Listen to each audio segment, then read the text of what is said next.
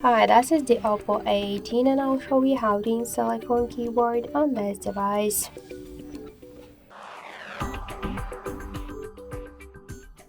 So first we should open the Play Store app to get the application from here. So in the search we'll enter green Apple keyword and tap the install button to get this application.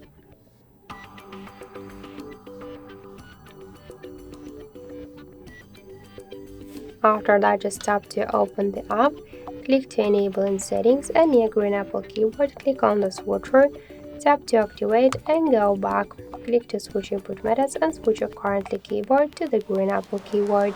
So now the process is finished and let's just check our new keyboard look, and we could see that this keyboard is so close to the iPhone 1 as all of the emojis. So that's it, thank you for watching, and if you like this video leave thumbs up and subscribe.